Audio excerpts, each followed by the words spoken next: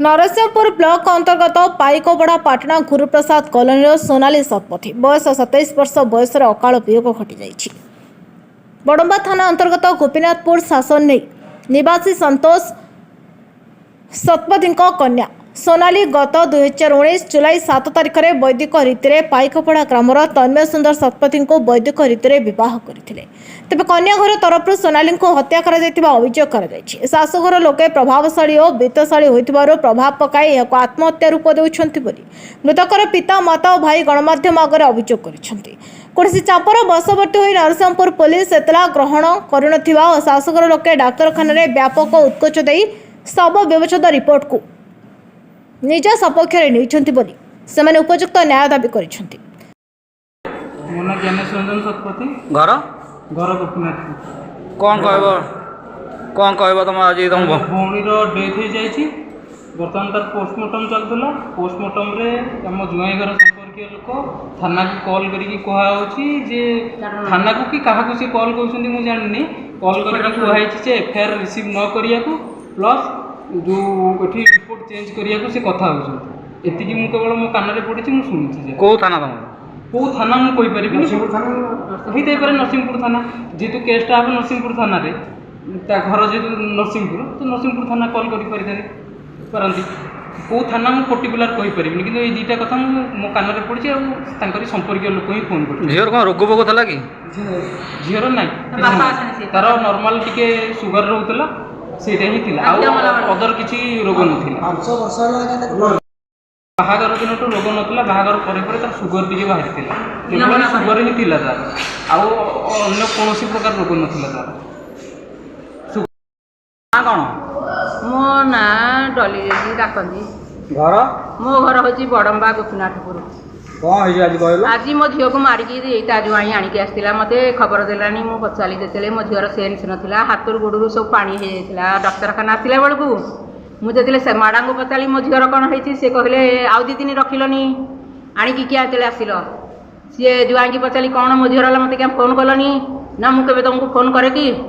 ये उत्तर देला मो झीर सेन्स नाला सार मत न्याय दरकार से पैसा वाला पैसा देखी सब मुकुली पार आपण मान अनुरोध उचित न्याय मुझे चाहिए उचित न्याय ता ननंद ता शाशु मिसिकी ता देढ़शुर बाड़े मो झील को मार ना मु जानी आज्ञा मोर तो जुआई ना जानी सुंदर शतपथी ता बड़ भाई ना कौन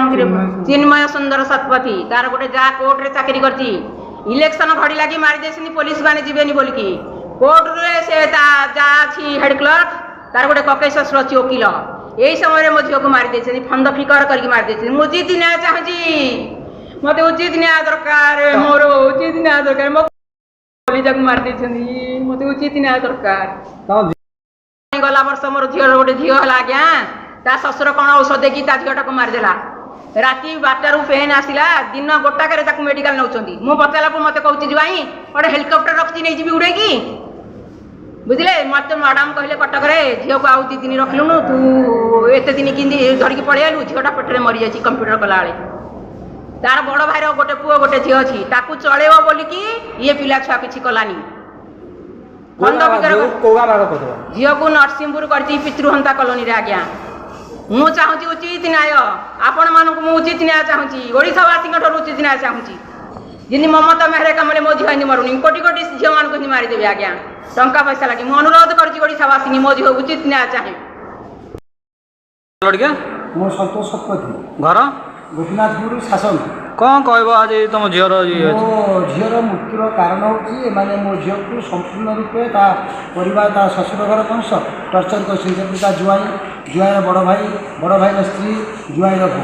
एमाने निर्यातना कर मो झील को एका 5 वर्ष से बहुत जानी निर्यातना कर मो झील पेटे झील पिला को भी मारे मुझे आज मारे काली कौन है 5 दिन पर्यटन सी आसी किसी कहनी आम घर खबर नहीं आटलिस्ट रोग बराबर कि आमको जन था आज सकाଳେ बड़मा को धरिक आसिक आमको डॉक्टर आस्ते आसिक मो झील ना କେଉଁଠି ଝିଅ ନାହିଁ ବଡ଼ମାରେ ଝିଅ ଆଉ ନାହିଁ ଶେଷ ହେଲାଣି ଆମେ ଗାଁକୁ ଆସିକି ବଡ଼ମାରେ ପହଞ୍ଚୁ ତମେ ଏବେ କେଉଁଠି ଆଣିକି ଆସିଥିଲ ଝିଅକୁ ବର୍ତ୍ତମାନ ବଡ଼ ସେମାନେ ଆଣିକି ଆସିଲେ ବଡ଼ମା ଆଜ୍ଞା ଜୁଆଇ ଆଣିକି ଆସିଲେ ଆମକୁ ଆସିଲା ଆସି ଖବର ଥିଲା ଆମେ ବଡ଼ମା ଆସିଲେ ଆସିକି ଆଉ ଝିଅ ନାହିଁ ଆଜ୍ଞା ସେମାନେ ଡେଡ୍ ବଡ଼ିଟାକୁ ଅଯଥାରେ ରେଫର କଲେ ଆଠଗଡ଼କୁ ଆଜ୍ଞା ଏଠି ଆଠଗଡ଼ ରିପୋର୍ଟ ଡକ୍ଟର ଦେଖିଦେବେ ଡେଡ୍ ବଡ଼ି ବଡ଼ି ରିସିଭ୍ ଡେଡ୍ ତମେ ଏବେ କ'ଣ ଚାହୁଁଛ ମୁଁ ଚାହୁଁଛି ଉପଯୁକ୍ତ ନ୍ୟାୟ ଏବଂ ଉପଯୁକ୍ତ ନ୍ୟାୟ ଚାହୁଁଛି ଏବଂ ଏଇମାନଙ୍କୁ କେମିତି ତାଙ୍କର ବି ସେମାନେ ଝିଅମାନେ ଅଛନ୍ତି ସେଇମାନଙ୍କୁ ଅଧା ପୋଡ଼ିକି ମାରି ଏଥିରେ ହାତ କାହା କାହା ଅଛି କି ଏଥର ପୁରା କହିଲେ ମୋ ଜୁଆଇର ବଡ଼ ଭାଇର ସ୍ତ୍ରୀ ସବୁ ମୋ ଝିଅର ଯା ଏବଂ ଝିଅର ନଣନ୍ଦ ତାଙ୍କ ନାଁ ସବୁ କ'ଣ ଆଜ୍ଞା ନାଁ ଗୁଡ଼ାକ ମ୍ୟାଡ଼ାମ୍ କହିପାରିବିନି ଆଜ୍ଞା ଆଠଗଡ଼ରୁ ଦିବ୍ୟଦତ୍ତଙ୍କ ରିପୋର୍ଟ ନ୍ୟାୟବତୀ ଟିଭି।